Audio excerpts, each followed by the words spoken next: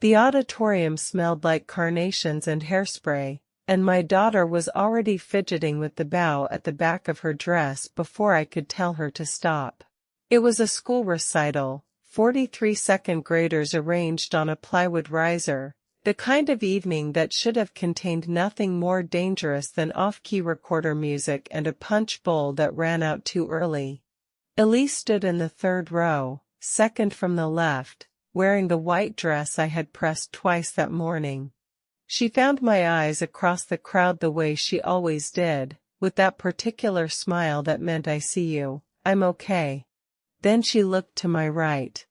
I didn't understand the look on her face, the tilt of her head, the faint crease between her brows, as if she were trying to place a word she had only ever heard in a dream.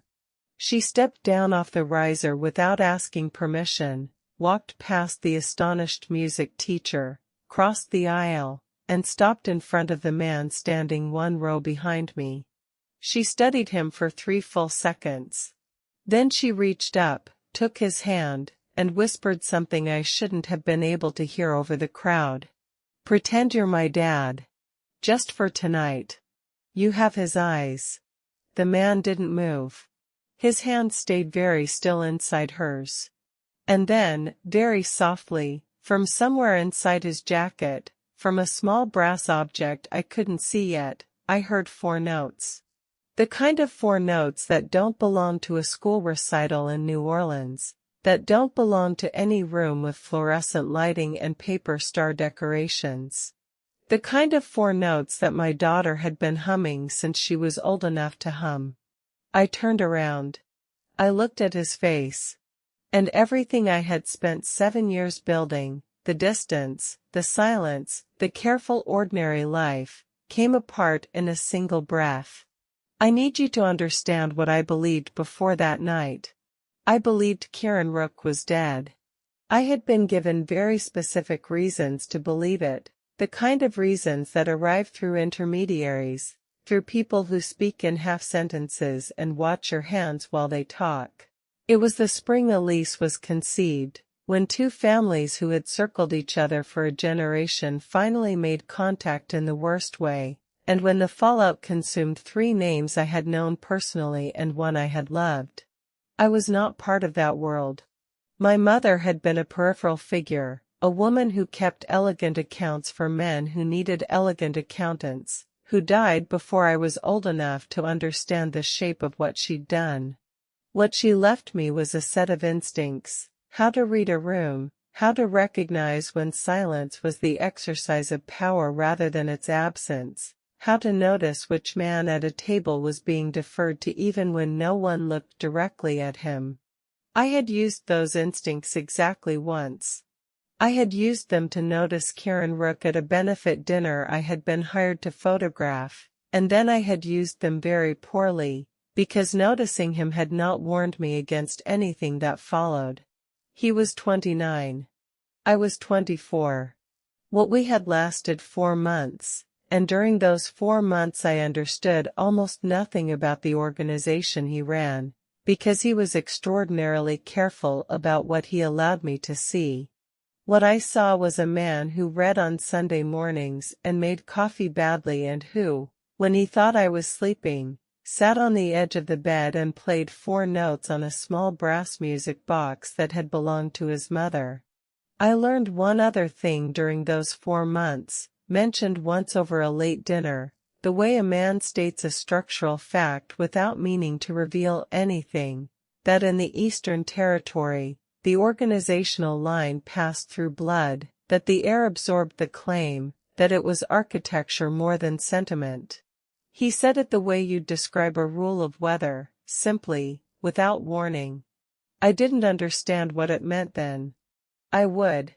Then the betrayal happened and I was told he was gone, and I left New Orleans with everything I owned in a single suitcase and my daughter not yet visible beneath my coat. I built a life in Baton Rouge. I raised Elise in a yellow house with a lemon tree in the backyard. I photographed weddings and first birthdays and the occasional corporate event.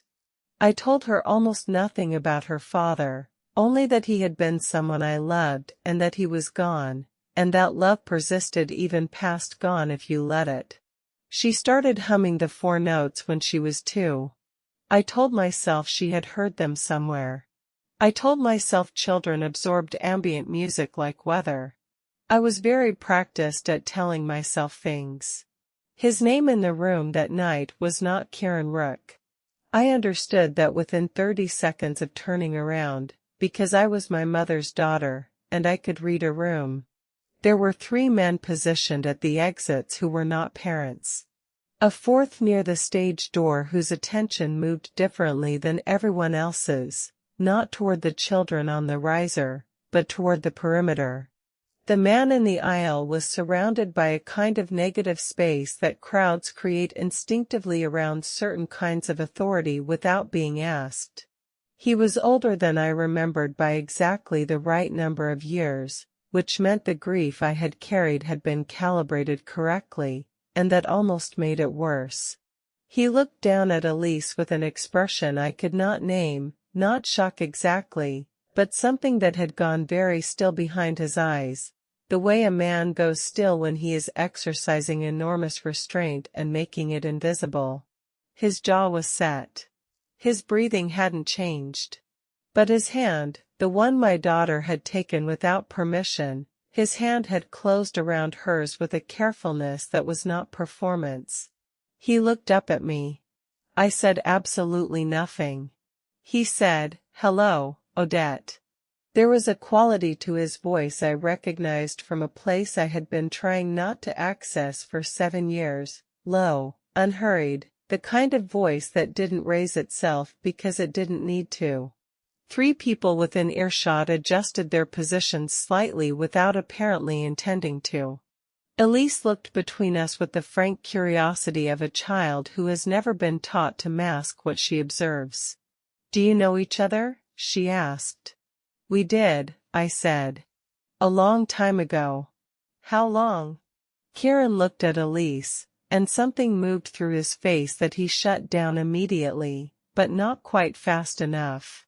"Long enough," he said, and his voice had gone careful in a way that told me he was protecting her from something, which meant he already understood who she was, which meant he had not arrived at this recital by accident.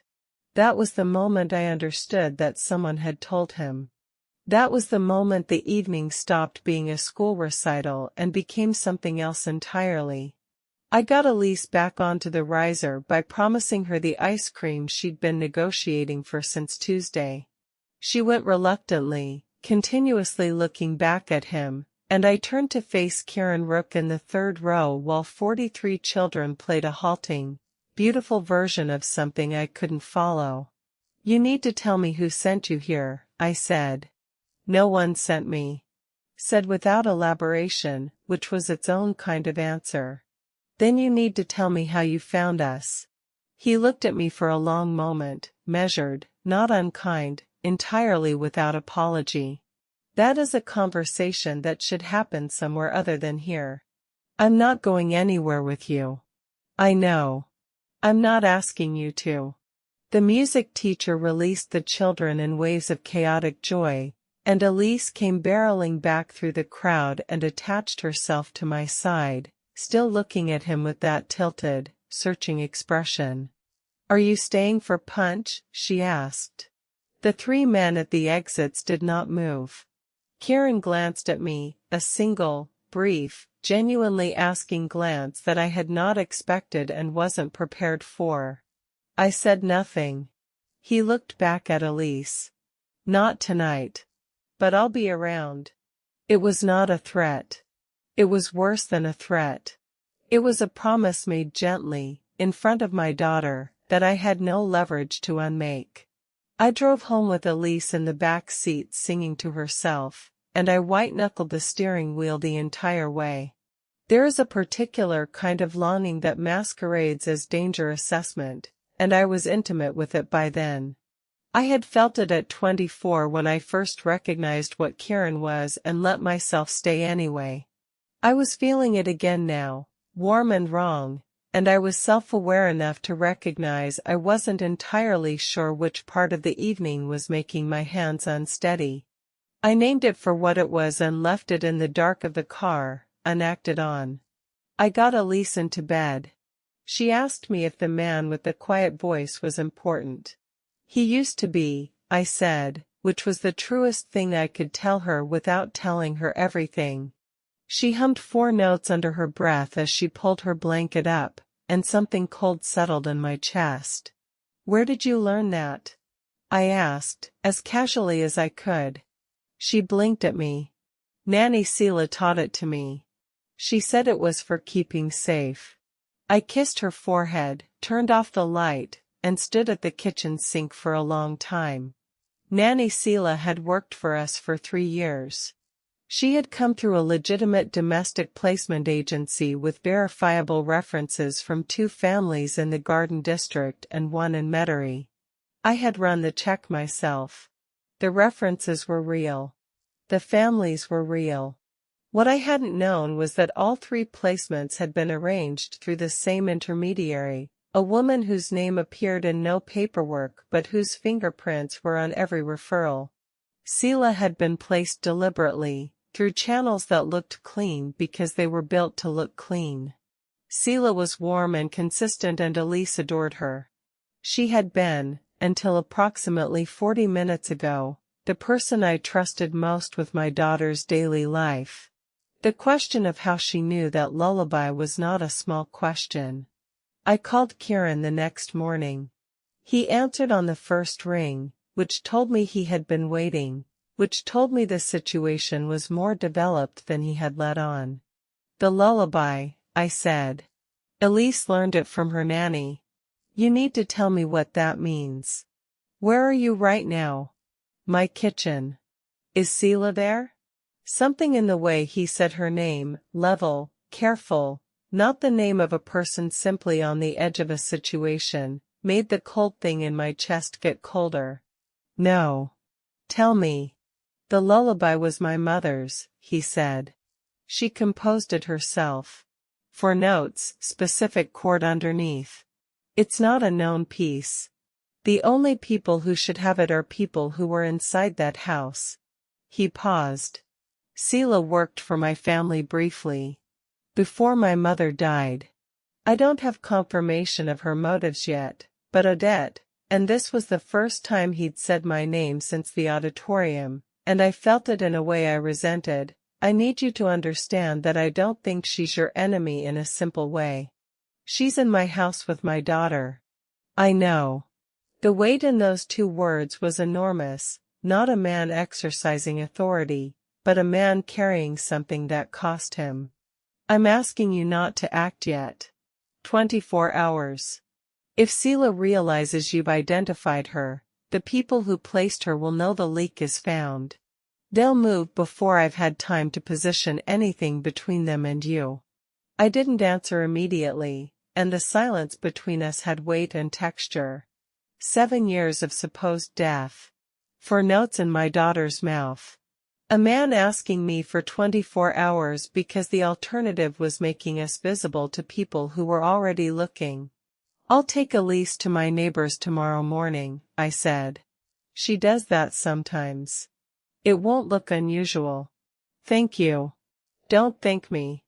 I'm not doing this for you." "I know," he said, and I hated that his understanding felt accurate.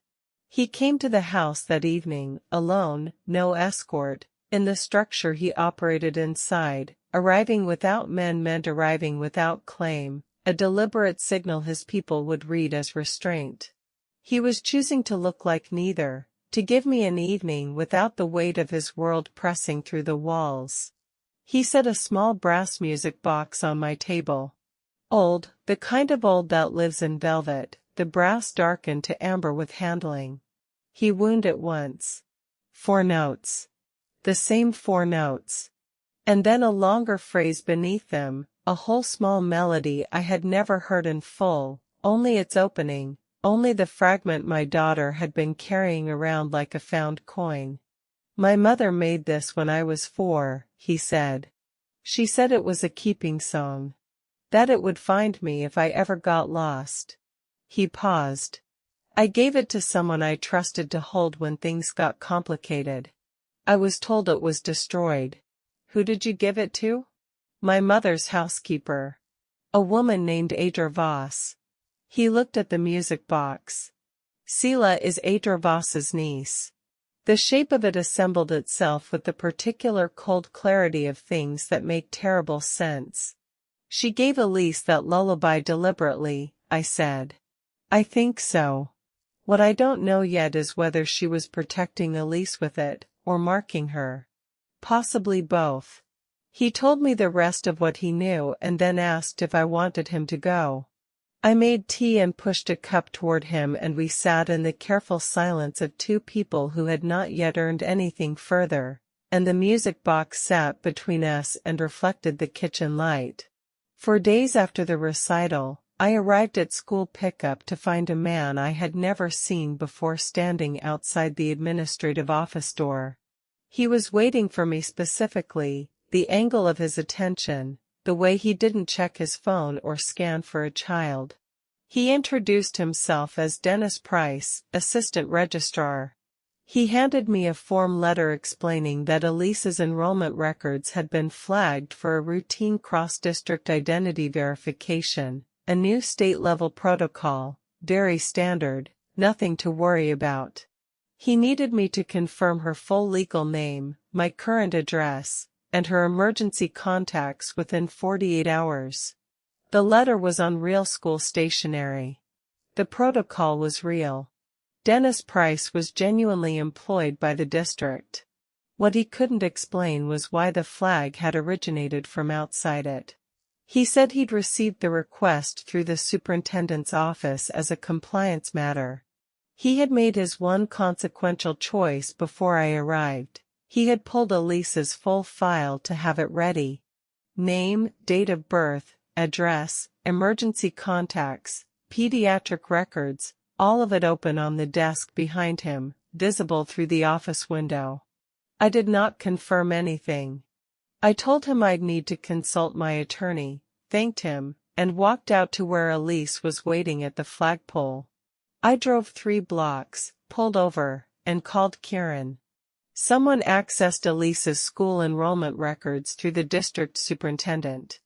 The request came from outside. The silence on his end had a specific quality, the clenched stillness of a man absorbing information that confirmed something he had been hoping wouldn't confirm. How much did they see? Her full file. Current address. Are you at home? Not yet. Don't go home yet. I sat in the car with Elise in the back seat asking why we'd stopped, watching the side mirror. I was not afraid in the vague, generalized way I had maintained for 7 years as a background condition. I was afraid in the specific, directed way of a woman who understands exactly what is coming toward her. We did not go home that night. We went to my neighbor Carla's house, where I let Elise believe it was an adventure and spent 4 hours on the phone with my attorney and with Kieran's people. By the following morning, Elise's school records had been sealed under a protective filing that cost Kieran something in organizational currency I didn't fully understand. 3 men who worked for him spent the next 72 hours replacing her digital footprint with a version that led nowhere, and none of them slept while they did it. And afterward they reported back in the specific silence of men who understood they had just held a line that had nearly broken. The full shape came to me in pieces over the following days, and none of the pieces were comfortable. Kieran had not been killed in the betrayal. He had been erased, a deliberate, coordinated vanishing executed by parties on both sides of the family line who had, in a moment of rare agreement, decided that a man positioned at the intersection of both organizations was more dangerous alive and visible than dead and convenient. His own people had moved him. The rival family had accepted the story. He had spent 3 years rebuilding from a different position, accumulating leverage without it being called that. By the time he surfaced, he controlled enough of the Eastern Territory that his reappearance could not simply be corrected. The families had to acknowledge him or start a conflict they couldn't afford. I learned this partly from Kieran and partly from a source of my own, a woman named Cora Blaze who had known my mother and who owed me a carefully maintained debt. I called Cora without telling Kieran, listened to what she told me, and made my own map of what had happened. It matched his, mostly. There was one place it didn't. The rival organization, consolidated now under a man named Gregor Vassal, had learned about Elise approximately 6 weeks before the recital. Cora knew the source of the leak. She told me the name. Sela. But here was the part Kieran had not told me. He had known for 10 days before the recital that Vassal was looking for the child. He had known, and he had come to the recital to position himself, and he had not called me first. I sat with that for a day. Then I went to see him. He was staying at a house near the lake, not a safe house exactly, more like a house that happened to be very safe. The man who opened the door stepped aside without being asked, and the way he looked at me, assessing, then settling, told me I was expected, and that my being expected here would be noted. Kieran was in the study. He stood when I walked in. "You knew about Vassal before the recital," I said. He didn't try to construct something. "Yes. You knew my daughter was potentially in danger and you came to see for yourself instead of warning me." "Yes." He held my gaze. "That was wrong. Don't apologize before I'm finished." He closed his mouth and let me finish. "I left everything to protect her," I said. "I left the city and I built something small and clean and mine, and the one thing I held on to was that she was safe because no one knew. And you knew. You held that information for 10 days and you chose strategy over my ability to make decisions for my own child." The words landed. I watched them land. "You're right," he said. "That's not enough." "No. It's not." He came around the desk, not toward me but to the side, creating space rather than closing it. "When I learned Sela had given information to Vassal, I decided to verify Elise's situation before alerting you. If Sela had realized I'd identified her, the people behind her would have moved against you before I had anything between them and you. That was the logic." He looked at me steadily. "It doesn't make it right. It's a strategic calculation I made without your knowledge or consent, about your child's safety, and it was wrong." "Sela has a son," I said. It wasn't a pivot. It was the other weight in the room. 18. He borrowed from people who used debt as ownership. She was desperate. She sold information in both directions, to Vassal's people and to mine, trying to buy leverage with both sides to protect him. "Her motive is understandable," I said. "It doesn't make what she did to Elise something I can absorb without consequence." "No," he said. "It doesn't." The anger I felt was real and it was mine and I didn't soften it. But underneath it, I was doing something I hadn't expected, confronting my own accounting. My 7 years of controlled distance, keeping Elise hidden so thoroughly that she had no context for her own life, that had its own cost. When the danger came, she had no tools to understand it. She had only a lullaby from a woman whose motives I had never pressed, because pressing meant admitting I was afraid, and admitting I was afraid meant admitting I had never truly left. I had kept us safe by keeping us blind. That was my choice, and it had made us both vulnerable in ways I hadn't wanted to see. I didn't say that to Kieran. Not yet. But I felt it settle in me like a stone. The generator failed during a late afternoon storm 3 days later. Elise was in aftercare at school, the converted Victorian building with old wiring and a basement that flooded at a stern look, when the lights went out across the block. Kieran was already outside when I arrived, standing under the inadequate overhang of the school's side entrance, soaked through his jacket. He had come because someone had told him the power situation was being used as cover, A window to confirm Elise's location without visible confrontation, the kind of pressure Basil's people applied through systems rather than force. He could have gone inside. I had seen how people reorganized around him without being asked. He could have placed himself next to my daughter, made her circumstantially his, publicly, without asking permission from anyone. He stood in the rain and waited for me. When I arrived, he briefed me in 6 sentences, clearly and without editorializing, and then said, "Your call. I'll go wherever you need me." I looked at him standing in the rain outside my daughter's school, water running off his collar, giving me back the thing he had taken without asking 10 days ago, the decision. "Come inside," I said. He followed at a distance that was respectful and practical, and when Elise saw him she made the small delighted sound of a child who does not yet understand what anything costs. He sat across the room from her and let her show him the book she'd been reading, and he listened with his full attention, and he did not once reach for her or position himself as anything other than a person who was present. The lights came back on 40 minutes later.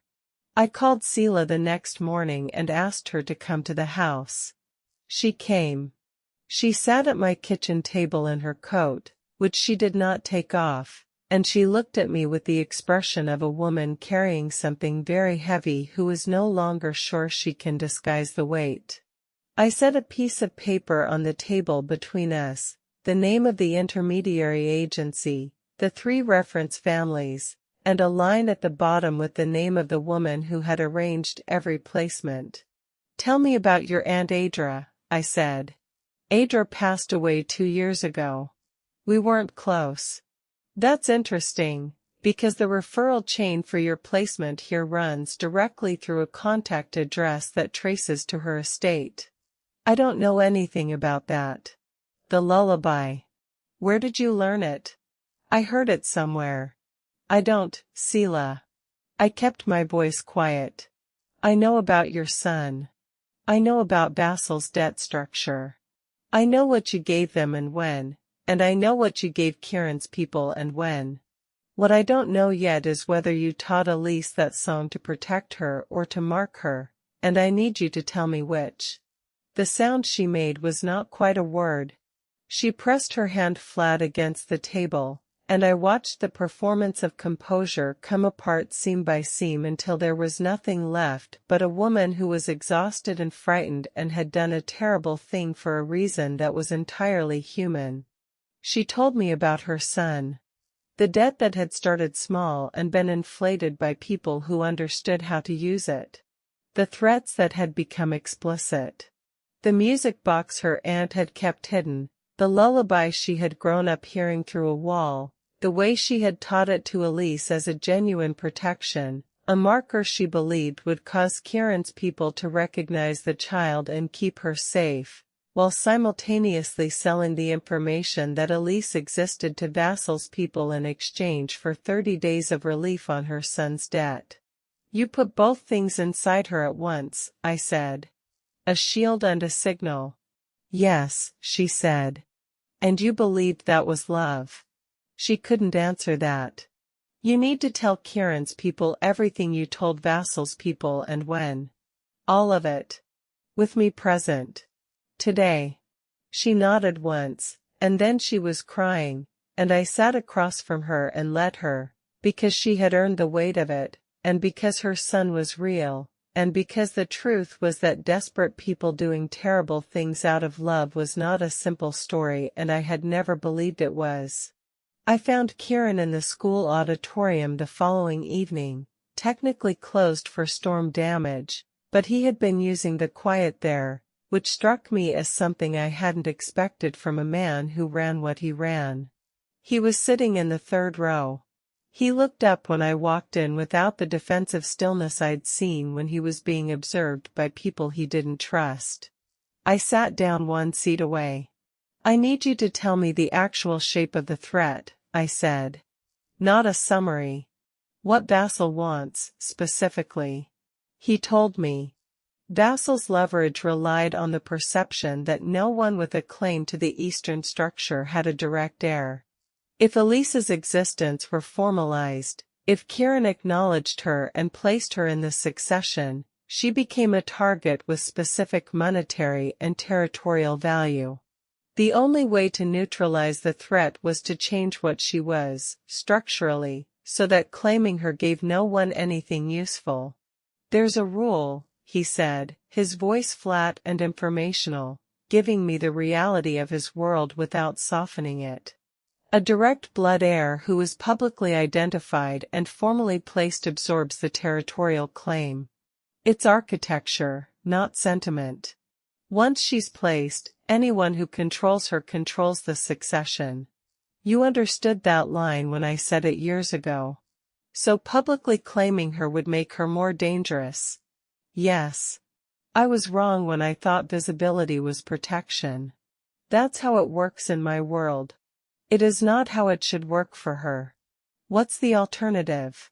"A legal trust holding her identity documentation. Independent trustee, no organizational affiliation. The trust places her permanently outside the succession structure. Irrevocable from my side." He paused. "And I'm ceding the Port District." I looked at him. "The port is what makes the succession valuable to Vassal in the first place," he said. 12 berths, 2 logistics routes, import clearance relationships that took 6 years to build. Without it, the Eastern claim loses its primary revenue anchor. 3 of my lieutenants will lose protected income. 1 will lose territory he has held for 4 years and consider it a demotion. The routes through the port carry 15 other families' interests. Those families will have to renegotiate their positions, and some will blame me for the disruption." He said all of this without elaboration or self-pity. "It weakens me in specific ways I won't recover from quickly. It removes the financial lever Vassal is pulling." "Is that why you're doing it? Strategy?" "No," he said. "It's the right structure for her. The strategy is incidental." I sat with that. A man giving up something real, not a gesture, an actual structure, something that would cost him in ways visible to every person in his world, not because he was forced to, but because it was the right architecture for a child he had known for less than 2 weeks. "I'll agree to the trust," I said. "I want approval rights on the trustee, and I want a clause that Elise can decline any contact with your world when she's old enough to choose." "Done. And I want you to understand that I'm not agreeing because I trust you fully. I'm agreeing because it's the right framework, and because trying to do this alone is what I've been doing, and you've seen how well that worked." "I've seen," he said, with something in his voice that was not quite a smile and was not nothing. I told her on a Saturday morning, at the kitchen table, with the music box between us because she deserved a real object to hold the weight of it. Not everything. She was 7, and 7 is not a container for everything. But I had learned the distance between silence and age-appropriate truth, and I was done using one as a substitute for the other.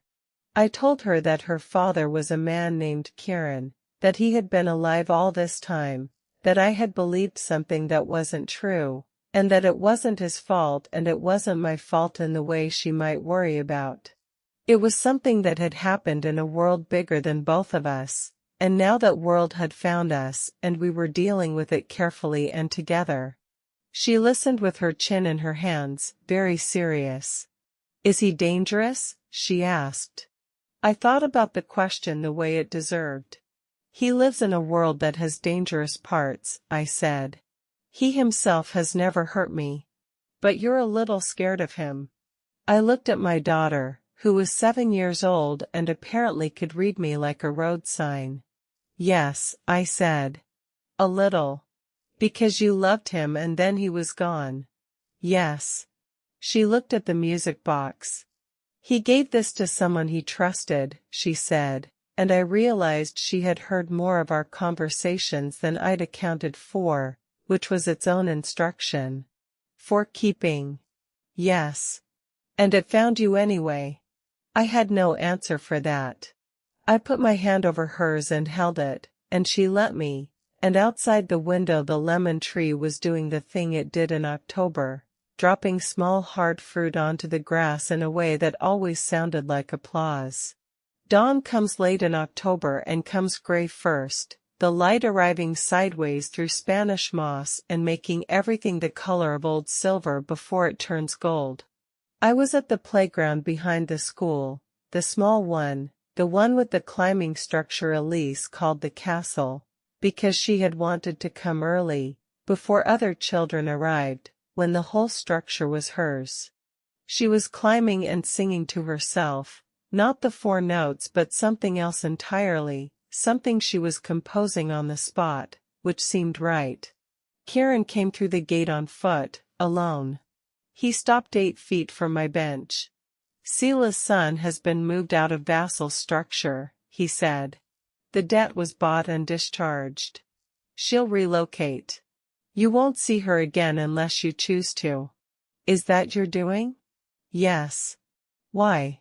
He looked at me with a patience that had become familiar over these 2 weeks, not the patience of a man waiting for permission but of a man who had made peace with the fact that some things couldn't be rushed. Because she was desperate and she made choices that caused harm and she has a son. That doesn't clear the accounting. But it doesn't mean the only outcome for her is bad. The trust documents are ready, he said. The trustee is a woman named Irina Marsh, former family court judge, no organizational ties. Your counsel reviewed her. The Port District transfer executes Monday. After that, there's no structural incentive to look at Elise. I know. My counsel called me last night. He nodded. Above us, on the castle structure, Elise had reached the top platform and was looking down at us with an expression that was entirely her own, calm and considering and not particularly surprised by what she was observing. Hi, Kieran, she called down, because she had started calling him by his name with the easy authority of a child who has been given permission to name things. Hi, Elise, he said. She went back to climbing. He looked at me, not at Elise, at me, and the look was a question, the same kind of question he had asked in my kitchen, without dressing it up or making it into something it wasn't. Not a claim. An asking. I stood up from the bench. Come to the house for breakfast, I said. Both of you, I'll call her down in a few minutes.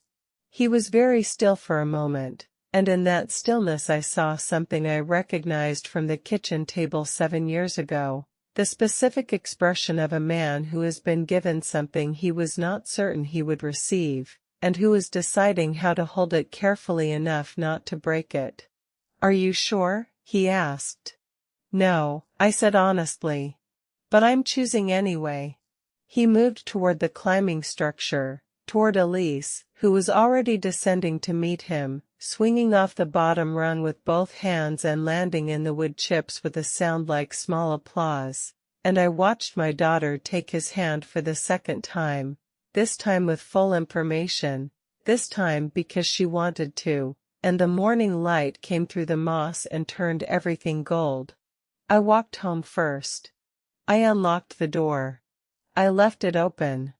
A few minutes later I heard them on the path, her voice, high and narrating, and under it his, low and asking questions, and then small footsteps on the porch and then Elise's shoulder against the door, pushing it wider, and on the kitchen table behind me, where I had left it the night he first came to the house, the brass music box sat still in the morning light, its 4 notes waiting inside it, a whole kept song, its work not yet finished.